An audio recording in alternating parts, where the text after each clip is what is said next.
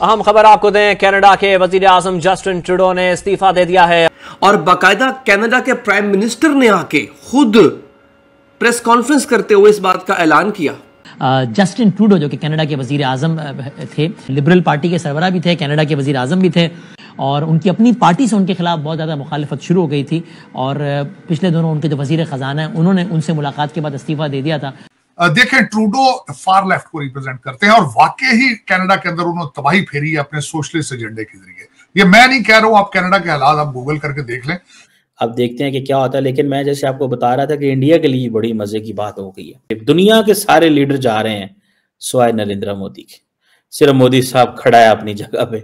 ठीक है जी, मोदी साहब जो है वो सही टका के अपनी किस्मत जो है उसको एंजॉय कर रहा है। दुनिया में लिब्रांडो की जो वाट लग रही है, चूहों की तरह उन्होंने शिप छोड़कर भागना शुरू कर दिया। अभी तो डोनाल्ड ट्रंप आए नहीं हैं, सिर्फ इसी सदमे में कि डोनाल्ड ट्रंप आने वाले हैं, इन्होंने शिप छोड़कर भागना शुरू कर दिया। ये वही जस्टिन ट्रूडो है जिसने खालिस्तानियों को बहुत सपोर्ट किया था और साथ में इसी जस्टिन ट्रूडो ने भारत के ऊपर आरोप लगाया था। तो ट्रूडो ने did it too much. Trudeau बहुत जूते खाया है डिप्लोमेसी में। So this man has suffered a lot of humiliation international relations और इंडिया तो उसके थूथू कर दिए उसके लिए। कनाडा की पॉलिटिक्स में ये जो भौचाल आया है, इसमें सबसे बड़ा किरदार प्रेसिडेंट इलेक्ट डोनाल्ड ट्रंप का है। हेलो दोस्तों, स्वागत है आप सभी का एपी ज्ञान चैनल पे। तो फ्रेंड्स, आइए देखते हैं पाकिस्तानी मीडिया की लेटेस्ट वीडियो। तो दोस्तों, आखिरकार कनाडा के प्राइम मिनिस्टर जस्टिन ट्रूडो ने प्रधानमंत्री के पद से इस्तीफा दे दिया है, जिसके ऊपर पाकिस्तानी मीडिया में काफ़ी बात हो रही है। और उसकी वजह यह है कि जस्टिन ट्रूडो ने प्रधानमंत्री पद पर रहते हुए पिछले 1.5-2 सालों में जिस तरह से भारत के साथ बिना सबूतों के और बेबुनियाद भारत पे लगाए कि भारत ने कनाडा के अंदर खालिस्तानी को मरवाया है, जिसके बाद इंडिया और कनाडा के बीच के जो रिश्ते हैं काफ़ी ख़राब हुए और उसको पाकिस्तान ने भुनाने की कोशिश की। और पाकिस्तानी मीडिया ने भी पूरे जोरों शोरों से कनाडा और जस्टिन ट्रूडो का भारत के खिलाफ साथ देने का अभियान शुरू कर दिया। लेकिन उसी जस्टिन ट्रूडो ने कनाडा के प्रधानमंत्री पद से इस्तीफा दे दिया है। तो कह सकते हैं कि पाकिस्तानियों के सपने को एक बड़ा झटका लगा है, क्योंकि जस्टिन ट्रूडो ने जिस तरह से लगातार भारत के खिलाफ बयान देने शुरू किए थे और कहीं न कहीं उसमें उसको अमेरिका के डीप स्टेट की तरफ से भी सहयोग हासिल था और बाइडेन सरकार ने भी अंदर ही अंदर ट्रूडो को भी सपोर्ट करता रहा। लेकिन अब क्योंकि अमेरिका के अंदर सत्ता पलट हो चुका है और बाइडेन सरकार जा रही है और ट्रंप सरकार आ रही है, जो कि एक मेजर फैक्टर माना जा रहा है कनाडा में ट्रूडो के जाने का। तो दोस्तों, आइए देखते हैं पाकिस्तानी मीडिया की इस लेटेस्ट वीडियो को।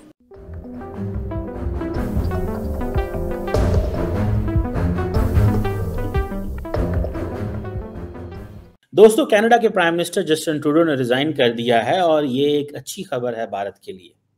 तकरीबन आप समझ लें 10 साल कनाडा के प्राइम मिनिस्टर हैं। मैं तो जब से एक विजिबल मेमोरी मेरी है इंटरनेशनल रिलेशंस में ट्रूडो को प्राइम मिनिस्टर देखे और कहा जा रहा है कि he is living mixed legacy and a divided country. बहरहाल एनी हाउ, ट्रूडो जो है उसने अपनी पार्टी से भी रिजाइन कर दिया और वो कह रहा है कि मैं ज़ाहिर बात है इलेक्शन भी नहीं लड़ रहा और अब एक नया आएगा लीडर। बड़ा एक ड्रामेटिक फॉल है।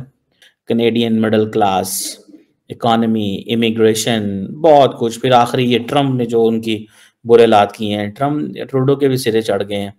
अब देखते हैं कि क्या होता है। लेकिन मैं जैसे आपको बता रहा था कि इंडिया के लिए बड़ी मज़े की बात हो गई है, क्योंकि हम इसको देखते हैं कि अमेरिका के अंदर भी नई लीडरशिप, कनाडा के अंदर भी नई लीडरशिप। दुनिया के सारे लीडर जा रहे हैं सिवाय नरेंद्र मोदी के।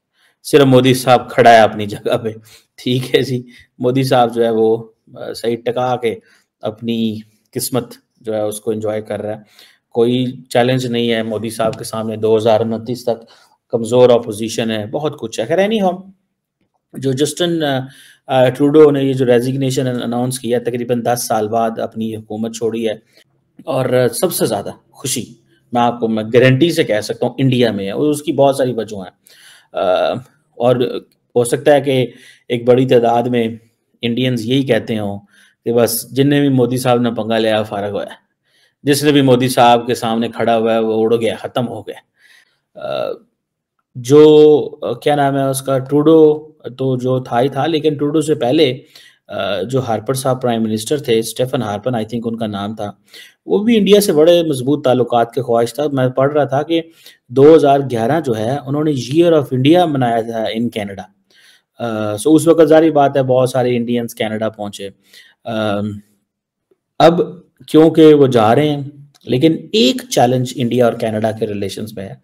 इंडिया ने पहले बड़ी टफ लाइन ली थी, इंडिया आने वाली हुकूमत में और टफ लाइन लेगा। और मैंने अगले दिन आपको पता है एक स्टोरी दी थी, जयशंकर साहब ने जो निखिल गुप्ता है उसको एक्स्ट्राडाइट कर लिया है और वो उसको लेके इंडिया आ गए हैं।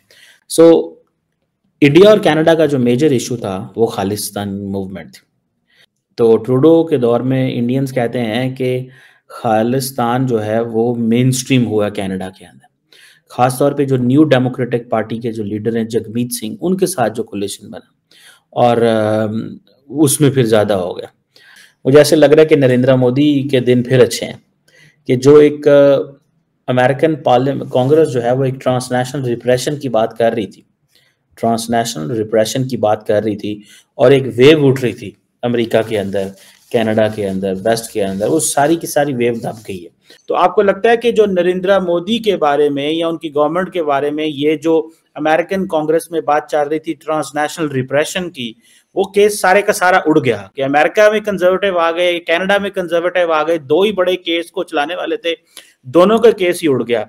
तो पीछे जो है वो नरेंद्र मोदी जो है अब वो he is more powerful, he is lucky कि उनके उसके जो खिलाफ लोग थे वो अपनी सीटों से चले गए एंड थिंग्स आर गुड। आप इसको कैसे देखते हैं डॉक्टर साहब? चंद महीने पहले मैंने एक शो किया था called 3 idiots.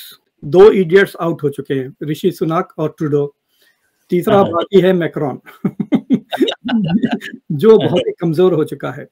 I think you are misreading. देखिए इलेक्शन नहीं हुआ है, सिर्फ Trudeau is resigning as prime minister and leader. मैं कह रहा हूं हुआ अगर इलेक्शन, मैं अगर हुआ तो देखिए इंडिया कनाडा के 2 इश्यूज है, एक जो मसला है और दूसरा द वे द मसला वाज हैंडल्ड।